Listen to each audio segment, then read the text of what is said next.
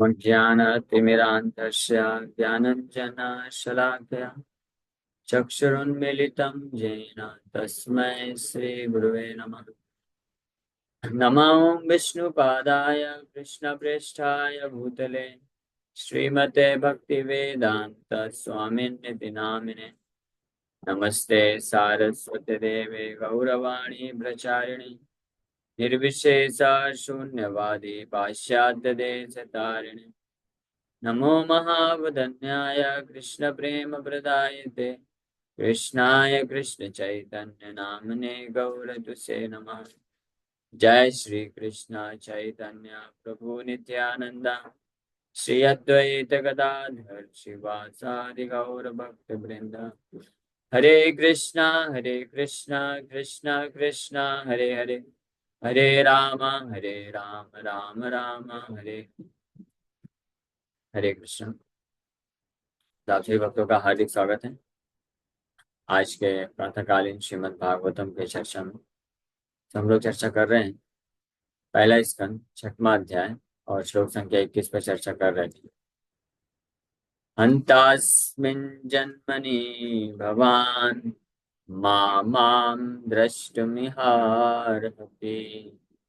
अविपक्व कषायाणां दुर्धर्षोऽहं कुयोगिनाम्। भगवान खेद प्रकट कर रहे हैं। ओ Narad, the Lord spoke, I regret that during this lifetime you won't be able to see me anymore. Those who are incomplete in service and who are not completely free from all material taints can hardly see me. ये नारद, मुझे बहुत खेद है। मैं चाहता तो बहुत हूँ कि आपको जल्द से जल्द दर्शन दूं, आप मेरे चरण कमलों में पूरी तरीके से आश्रय प्राप्त कर लो, लेकिन क्या करूं, आप अभी पूरी तरह से परिपक्व नहीं हैं। कषायाणाम, there are still some material taints. इससे मुक्त होने की आवश्यकता है, क्योंकि जो कुयोगी हैं उनके लिए मैं दुर्दर्श, very difficult to be seen. इसलिए इस जन्म में माम द्रष्टुम अर्हति, you will not be able to see me. So तो भगवान बहुत ईगर है। ये उसी प्रकार से समझा जा सकता है जैसे कि मान लीजिए कोई व्यक्ति है जिसका बहुत बड़ा बिजनेस है और वो अपने इतना मेहनत करके बहुत बड़ा बिजनेस खोल के सेटअप करके रखा हुआ है। अब उसका एकमात्र इकलौता पुत्र है, तो पूरा का पूरा बिजनेस किसका है? उसके पुत्र का ही। उसी को सब कुछ आगे चल करके उत्तरदायित्व तो मिलेगा, जिम्मेदारी सब कुछ निभाना है, टेक केयर करना है, रिस्पॉन्सिबिलिटी लेना है। और पूरा का पूरा जो बनाया है अरबों खरबों का प्रॉपर्टी सब किसका है? उसके बेटे का ही। लेकिन अभी वो परिपक्व नहीं, मैच्योर नहीं होता है और इंटेलिजेंट नहीं है कि हैंडल कर सके। तो इसलिए पिताजी को बहुत खेद होता है, लेकिन फिर भी पूरा जो जिम्मेदारी उसके हाथ में सौंपता नहीं, चाबी उसके हाथ में अभी भी नहीं देगा। लेकिन चाहता जरूर है कि जल्दी से ट्रेंड हो जाए और इतना मैच्योर बन जाए, परिपक्व बन जाए, बुद्धिमान हो जाए, एक्सपर्ट हो जाए, कैसे बिजनेस डीलिंग करना है, किस प्रकार से जो है इन्वेस्ट करना है, कहाँ पे कब डिसीजन लेना है। तो ये परिपक्व होने के लिए तो पिताजी क्या करते हैं, अपने बेटे को फिर अपने जो सेक्रेटरी हैं, मैनेजर्स हैं, उन सब के साथ भेजते हैं कि जाओ तुम इनके साथ रहो और समय आने पे हम आपको पूरा हैंड ओवर कर देंगे, आप ही को सब संभालना है। मैं तो रिटायर होने वाला हूँ, मैं तो रिटायर हो जाऊँ, तुम्हारा ही सब कुछ। लेकिन पहले परिपक्व तो हो जाओ, मैच्योर हो जाओ, तब तो होगा ना। उसी प्रकार से तो बेटे को भी जरूर थोड़ा बुरा लग सकता है। वो सोच सकता है कि क्या बातें बड़ी बड़ी आप करते हो कि सब कुछ मेरा है, ये है वो है। हाँ, मेरे को एक छोटा सा, आपका 100 ब्रांच है, मैं बोलता हूँ मेरे को एक ब्रांच इंडिपेंडेंटली दे दो, मैं सब कुछ मैनेज करूंगा। तो आप विश्वास नहीं करते हो, देते नहीं हो, बोलते हो पहले मैच्योर हो जाओ, ये हो जाओ। तो उस बच्चे को समझना पड़ेगा ना। हाँ, तो जो जो फेथफुल सन है, अगर उसको श्रद्धा है अपने पिता पे, तो वो स्वीकार करेगा, हाँ सही बात है कि I need to become more mature और एक्सपीरियंस मुझे होने की आवश्यकता है। अच्छे से एक्सपीरियंस हो जाऊंगा, मैच्योर हो जाऊंगा, तो मैं पिताजी का ये जो बिजनेस इतना बड़ा धंधा बनाया है उसको मैं अच्छे से और आगे बढ़ा सकता हूँ, है ना। इसलिए फिर ऐसा लड़का क्या करेगा, उसके पिताजी जैसे जैसे उसको ट्रेनिंग देना चाहेंगे, गाइड करेंगे, तो उसको सब स्वीकार कर लेगा और अच्छे से पूरा कॉपरेशन के साथ चलेगा, कॉपरेट करेगा और इंतजार करेगा जब तक पिताजी उसको सर्टिफाई नहीं करते हैं। 6 महीने हो गया, 2 साल, 5 साल, 8 साल, वो लगेगा और साथ में रहेगा और उसमें कोई नुकसान नहीं है। सीख भी रहा है और साथ ही साथ में पिताजी के और उनके जो मैनेजर्स उनके सानिध्य में रह करके आगे भी बढ़ रहा है। तो नुकसान क्या है, दुखी क्यों होना। उसी प्रकार से भगवान तो चाहते हैं अपना जो ऐश्वर्य है उसको शेयर करना चाहते हैं, हमको उसका उत्तरदायित्व देना चाहते हैं, उत्तराधिकारी बनाना चाहते हैं, हाँ। मुक्ति पदे सदाय भाग का अर्थ यही है। लेकिन भगवान ये भी नहीं चाहते कि अपरिपक्व स्टेज में ये प्राप्त कर ले और फिर दुखी हो जाए।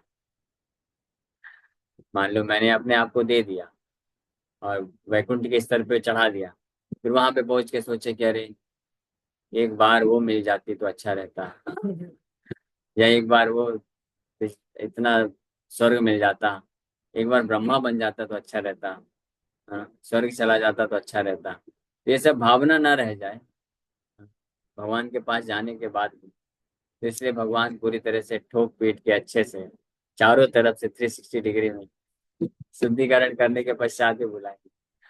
वहां पे जाने के बाद पश्चाताप नहीं होना चाहिए।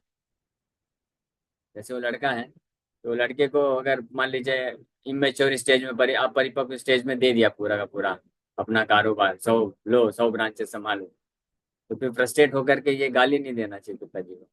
बोलेगा यार क्या इतना ज्यादा, इतना सब मेरे सिर में डाल दिया। ऐसा नहीं हुआ, ऐसा स्टेज नहीं होना चाहिए। तो इसलिए पिताजी चाहते हैं अच्छे से एक्सपीरियंस ले लो, मैच्योर हो जाओ।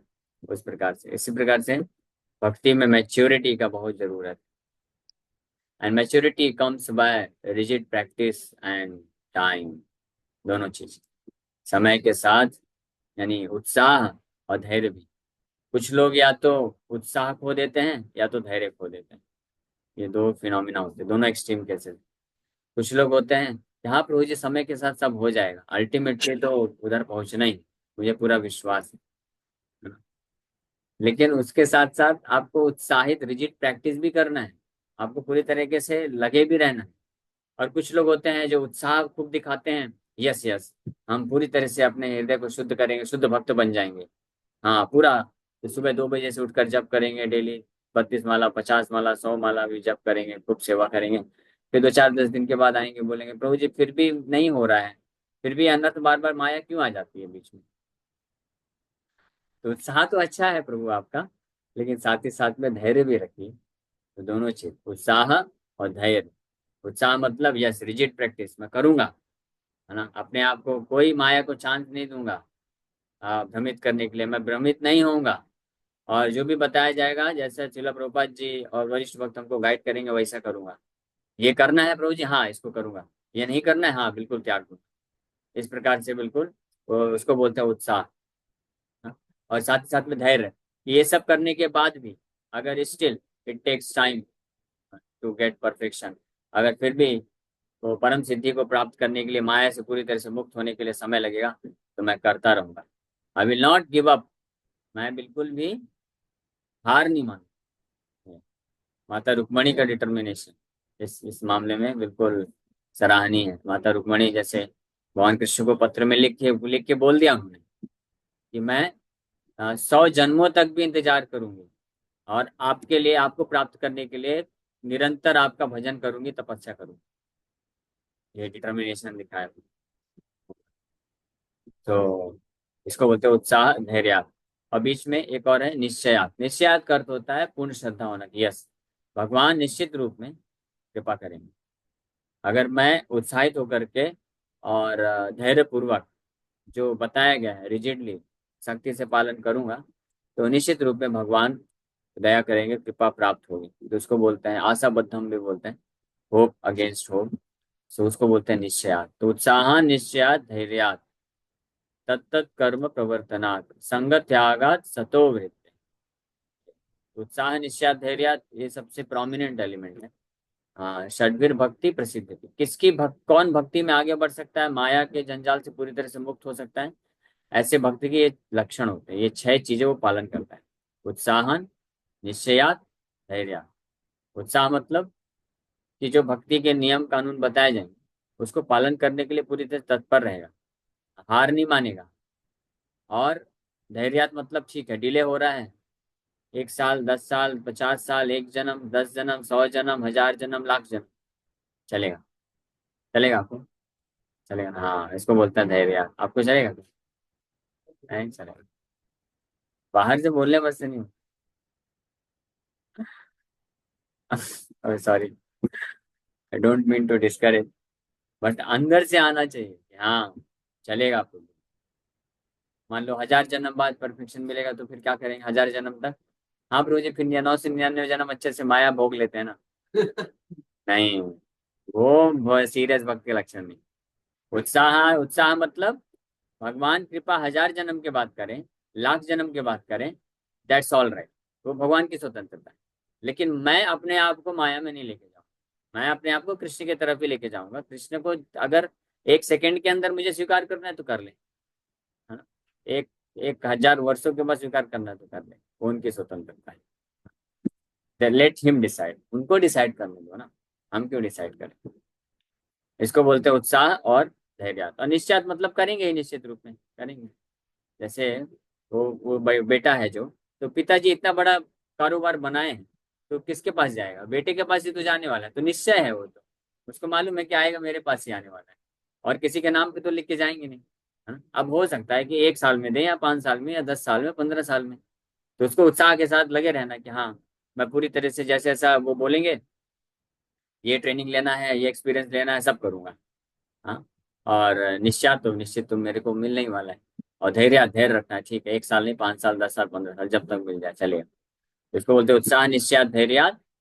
और ये उत्साह निश्चय धैर्य तत् तत्त कर्म प्रवर्तनात्, ये कार्य करना है शुद्ध भक्तों वैष्णव आचार्यों के मार्गदर्शन में रहते हैं। इसको बोलते हैं तत्त कर्म प्रवर्तनात्। और संग त्यागात, सारे बैड एसोसिएशन, ये भौतिक संग जो है, दुष्ट संग जिसको बोला जाता है, गलत संगति को त्याग देना। संग त्यागात शतोवृत्ति, शतोवृत्ति मतलब ईमानदारी से कार्य करना, निष्ठा ईमानदारी के साथ करना। धोखाधड़ी, चीटिंग, प्रोपेंसिटी, ये सब, तो ये 6 लक्षण हैं जो भक्ति को आगे बढ़ाते हैं। इसमें सबसे महत्वपूर्ण है संग त्यागात। संघ को अगर जो बैड एसोसिएशन है वो कोई त्याग नहीं करेगा तो वो फिर नहीं, ये 5 चीज पालन नहीं कर पाएगा, वो टूट जाएगा, उसका व्रत टूट जाएगा। इसलिए भक्ति विनश्यति में भी यही चीज बताया गया है। भक्ति विनश्यति में भी बताया गया जन संगस्य लौल्यम च तद्भिर भक्ति विनश्यति। जन संग, जन संग मतलब साधारण लोगों का अगर संग करेंगे तो भक्ति क्या हो जाएगी? बढ़ेगी, फली फूलेगी नहीं, विनाश होगा। साधारण लोग, जन संग तो वो त्याग देना, दैट इज इंस्ट्रक्शन। तो इस प्रकार से भगवान खेद प्रकट कर रहे हैं, लेकिन भगवान चाहते हैं। और भगवान आदेश देंगे, इसलिए नारद मैं आपको आदेश देता हूँ कि आप क्या करो, क्या करना चाहिए आपको। दुर्दर्शो हमको योग्य ना। The personality of Godhead, the personality of Godhead is described in the Bhagavad Gita is the most pure. पवित्रम भवान, परम ब्रह्म, परम धामा, पवित्रम परमम भवान। You are the supreme Brahman, supreme abode, supremely pure, Pavitram Paramam, and you are the supreme personality of God. The supreme and the absolute truth. भगवान मोस्ट प्योर है, पवित्रम पवित्रम। इसीलिए वही व्यक्ति उनको पूर्ण रूप से प्राप्त कर सकता है जो शुद्ध होगा, शुद्ध होगा तभी। There is no trace of a tinge of materiality in his person, and thus one who has the slightest tinge of material affection cannot approach. ये क्लियर कट बात हमको पता रहना चाहिए। भगवान परम दयालु हैं, करुणा सिंधु हैं, करुणा के सागर हैं, लेकिन परम पवित्र भी है ना, तो इसलिए पवित्र जो पूरी तरह से जो परम पवित्र बनेगा वही उनको अप्रोच कर पाएगा, तभी तो मैचिंग होगा। अब भगवान उसके लिए हमको पूरा फैसिलिटी दे रहे हैं, हेल्प देने के लिए तैयार है, सब तैयार, वो हो सकता है, लेकिन one has to be determined. So the beginning of devotional service starts from the point when one is freed from at least 2 forms of material modes. Namely the mode of passion and mode of ignorance. ध्यान से सुनते जाइए कि client Prabhupada ji का बहुत महत्वपूर्ण है। भगवान की भक्ति वास्तविक रूप में प्रारंभ कब से होती है? उस स्थिति से होती है जब कम से कम हम ये दो मूड से फ्री हो जाएं। कौन कौन से? रजोगुण और तमोगुण। कम से कम सतोगुण में आना चाहिए। अल्टीमेटली तो सतोगुण से भी ऊपर उठना है, शुद्ध सत्व में जाना, तभी शुद्ध भक्ति प्राप्त करेगा। लेकिन स्टार्ट कहाँ से होगा? ये दो गुणों से मुक्त होना पड़ेगा। The result is exhibited by the science of being freed from lust and covetousness. लोभ, काम और लोभ से। ये काम और लोभ जो है ये रजोगुण और तमोगुण के लक्षण होते हैं।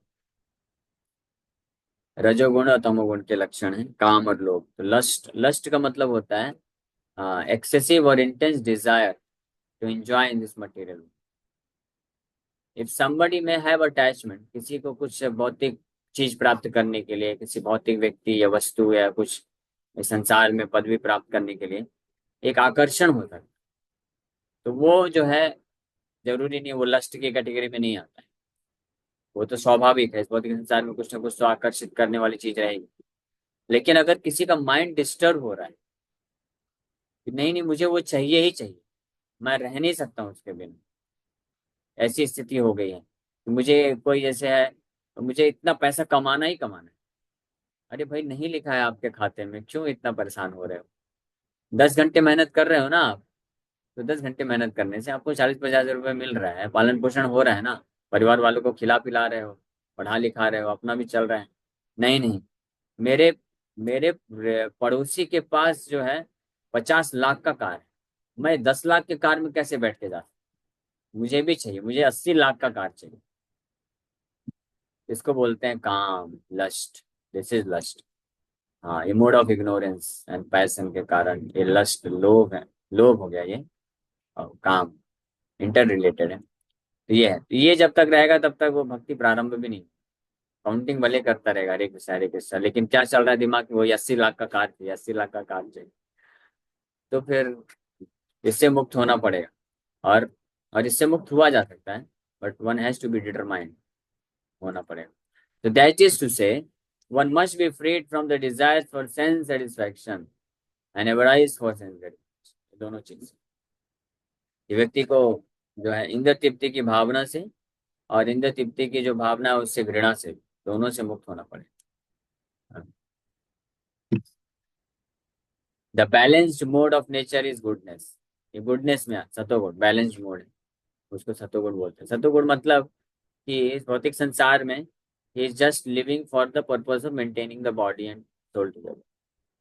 बस शरीर को ठीक ठाक से रखने के लिए जितना इंद्र तृप्ति का जरूरत है तो उतना उसको बस स्वीकार करता है, उसको बोलते हैं मोड ऑफ गुडनेस।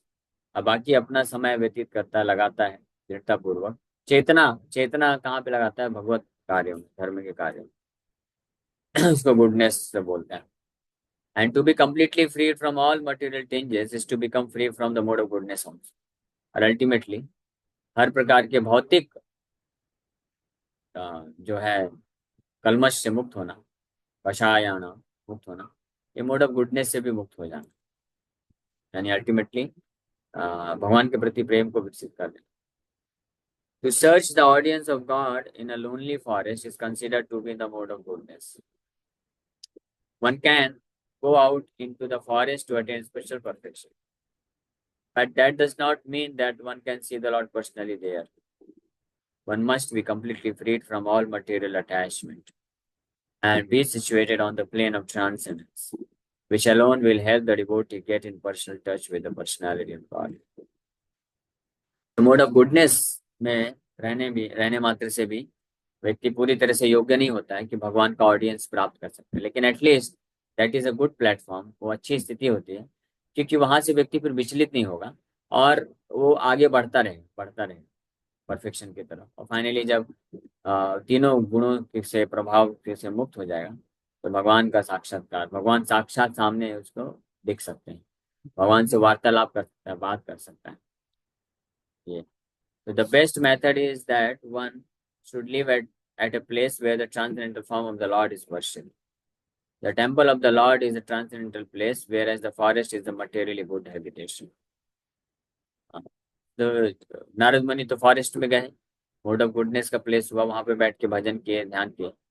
लेकिन उससे भी सर्वोत्तम स्थान है भगवान का धाम, या भगवान का मंदिर, जहाँ पे भगवान का वर्षा विघ्न का पूजा होता है।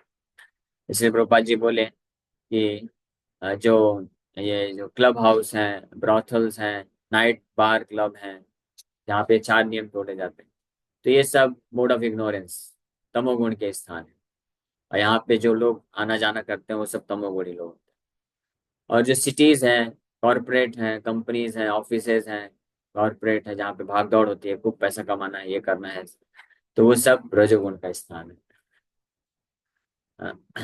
और और जो गांव हो गए, जंगल हो गए, ये सब सतोगुण के स्थान है।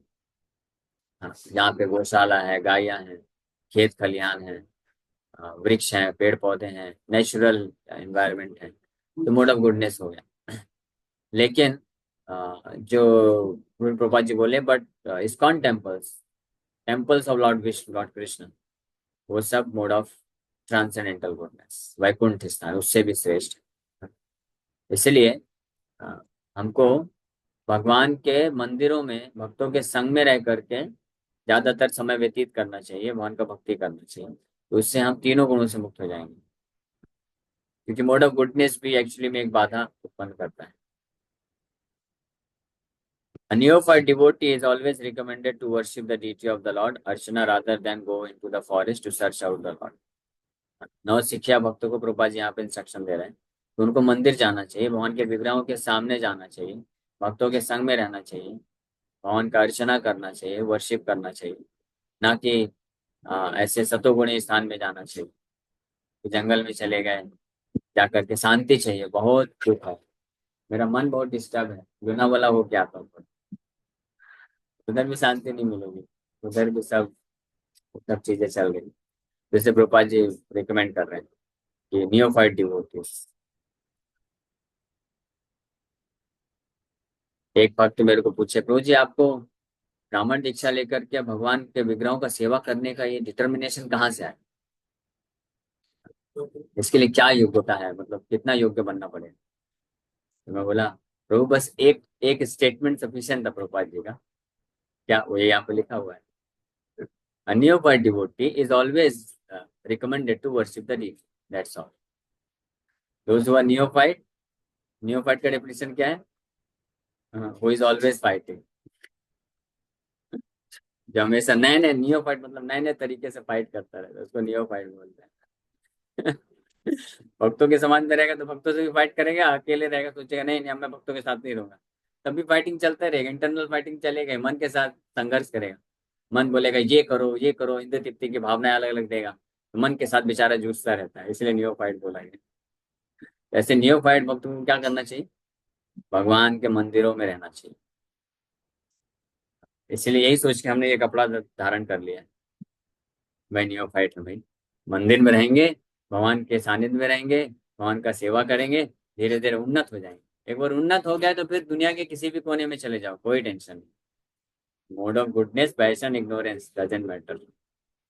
इसलिए जो लोग बोलते हैं ना कि भगवान के मंदिर में ही है, भगवान तो हर जगह है, हमारे आत्मा के अंदर ही परमात्मा है। हाँ, तो उनको बोलने का कि सही बात है प्रभु, भगवान हर जगह है, कण कण में भगवान है, लेकिन आप कहाँ हो पहले ये समझो।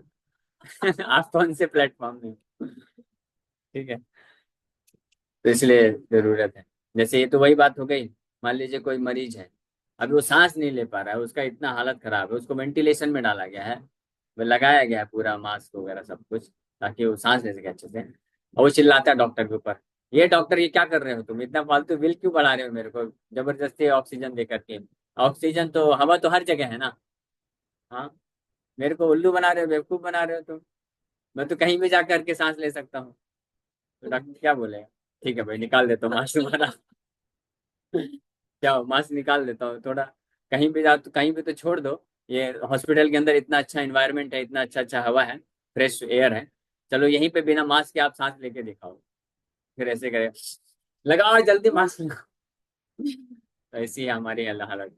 हाँ, तो हमको आचार्यों पे श्रद्धा रखना चाहिए, मरीज अगर डॉक्टर के ऊपर भड़केगा, श्रद्धा नहीं रखेगा, तो उसका तो डामाडोल हो जाएगा। उसको मानना पड़ेगा। उसी प्रकार से आचार्यगण बहुत बुद्धिमान है। हाँ, तो जो शुद्ध भक्त है उनके लिए फर्क नहीं पड़ता है, वो कहीं पे भी रहें, मंदिर में रहें बाहर रहें, उनके लिए एक ही बात है, हर जगह भगवान को देख सकते हैं।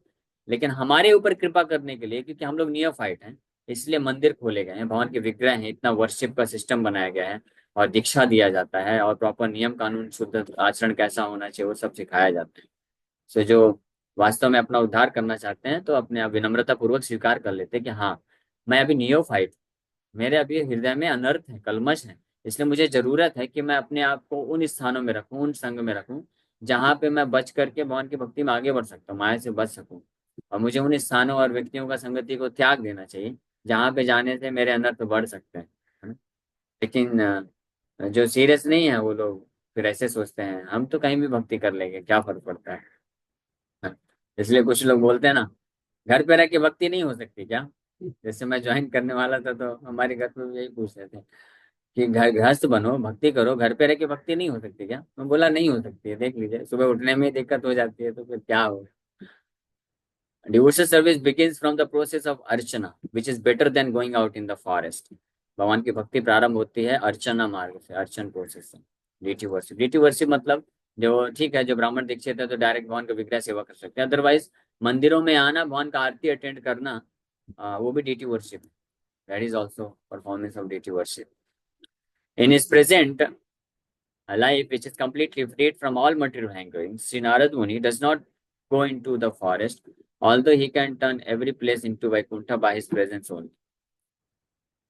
He travels from one planet to another to convert men, gods, kinnars, gandharvas, rishis, munis, and all others to become devotees of the Lord. By his activities, he has engaged many devotees like Prahlad Maharaj, Dhruv Maharaj, and many others in the transcendental service of the Lord. A pure devotee of the Lord therefore follows in the footsteps of the great devotees like Narada, Prahlad, and engages his whole time in glorifying the Lord by the process of kirtan.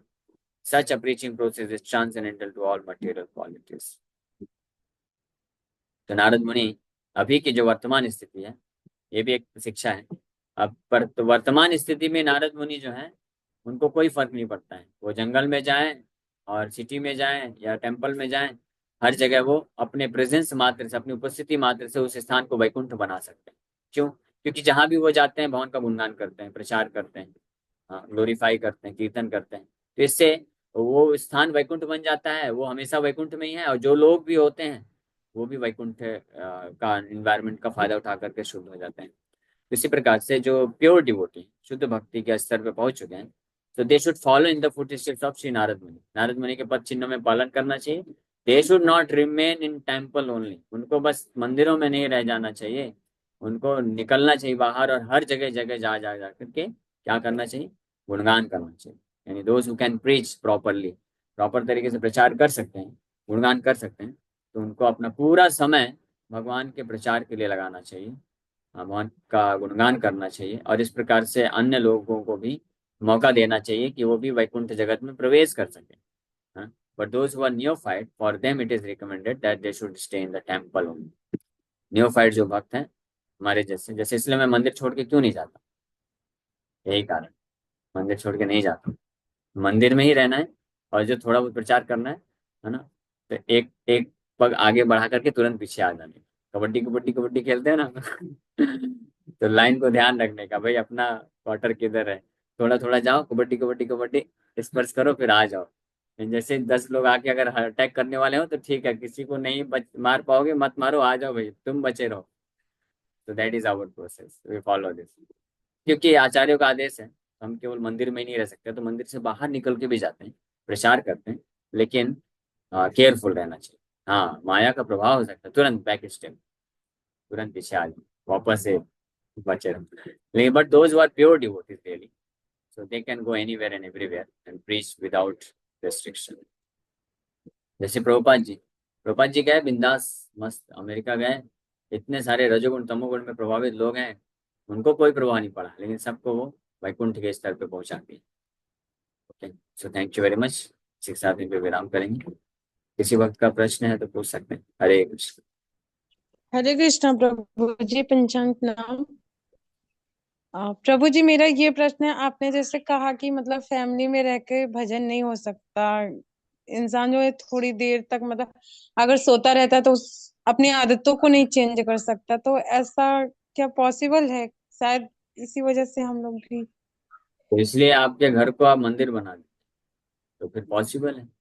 इसलिए गृहस्थ भक्तों का ये जिम्मेदारी है कि अगर उनके सभी के सदस्यों को इस प्रकार से ट्रेंड कर दें कि सब भक्त हो जाएं, तो सब सुबह 4 बजे उठेंगे। मान लीजिए 4 5 6 सदस्य हैं, तो वो भी सब लोग उठ के सुबह बैठ के जप करेंगे, साथ में मंगला आरती करेंगे, कथा सुनेंगे, तो हो गया, वो भी मंदिर एनवायरनमेंट हो गया। ऐसा करना चाहिए। लेकिन अगर ऐसी स्थिति नहीं है तो कम से कम प्रयास करना चाहिए कि हम अपने आप को बचा के रखें और जितना हम बेस्ट कर सकें वो करना चाहिए। थैंक यू प्रभु जी। हरे कृष्णा पंचांग नाम। हरे कृष्णा। कल आपने वो बताया था कि उग्रम वीरम महामंत्र पढ़ने के साथ साथ 4 5 चीजें और पढ़ लेनी चाहिए, तो वो आप भी प्रभु जी को भेज दीजिए तो हम लोग को सेंड कर दें। हाँ, तो वो स्तुतियां हैं भागवत की, अलग अलग स्तुतियां कुंती महारानी की हैं, वृत्रासुर की स्तुतियां हैं, और ऐसे भीष्म स्तुति है। वो तो प्रभु जी ऑलरेडी कराते हैं, कई बार रिसाइटेशन करवाए भी। तो आप उसमें सर्च करेंगे मिल जाएगा, डाल देंगे। भीष्म स्तुति है, कुंती महारानी की प्रार्थना है, ध्रुव महाराज का स्तुति है, और सबसे सरल 4 श्लोक में मात्र वृत्रासुर की स्तुतियां हैं, नारद मुनि की स्तुतियां हैं। ब्रह्मा जी की स्तुति तो खैर बहुत लंबी चौड़ी है, कठिन भी है थोड़ा, लेकिन वो भी बहुत सुंदर है। ब्रह्मा जी की स्तुति है, उद्धव की प्रार्थनाएं हैं, गोपियों की प्रार्थनाएं, गोपी गीत जिसको बोलते हैं। और इस प्रकार से अनेकों महान, तो वो स्तुतियां हमको पढ़ना चाहिए, याद करना चाहिए, या कम से कम याद नहीं होता है तो एक किसी पेपर में प्रिंट आउट निकाल करके श्लोक और अनुवाद के साथ, और उसको पढ़ना चाहिए, बार बार रिसाइट करना चाहिए अनुवाद के साथ। लेकिन ये कोशिश करना चाहिए कि जस्ट हम केवल मुंह से रिसाइट बस ना करें, लिप सर्विस बस ना करें। वो भी हालांकि फायदा है, उसमें कोई डाउट नहीं है। अगर कोई केवल उस स्थितियों को रिसाइट बस करता है, भले मीनिंग नहीं पता है, तो भी वो भक्ति में एडवांसमेंट करेगा। लेकिन अगर हम मीनिंग को ध्यान में रखते हुए, जानते हुए रिसाइट करेंगे ना, तो भाव के साथ करेंगे, तो तीव्रता से भगवान के प्रति भाव है और प्रेम विकसित किया जा सकता है। ये बहुत पावरफुल है स्थिति। लेकिन उसके लिए थोड़ा सा एफर्ट लगाना पड़ेगा, और ज़्यादा एफर्ट नहीं है। स्तुति आप प्रिंट आउट निकाल के रख सकते हैं, और डेली अगर रिसाइट करिए फिर साथ में अनुवाद भी पढ़िए, तो आपको याद हो जाएगा। और फिर उसको ध्यान में रखते हुए रिसाइट करिए। वृत्तासुर की 4 श्लोक कौन से नंबर के हैं प्रभु जी? वृत्रासुर का है, मैं एक बार मैं चैट बॉक्स में डाल देता हूँ सर्च कर। जी मैं ये ग्रुप में सेंड कर सकती हूँ। हाँ, तो ग्रुप में सेंड कर दीजिए। हाँ। जी। हरे हाँ कृष्णा। हाँ, हरे तव पाद है मूला से स्टार्ट हो।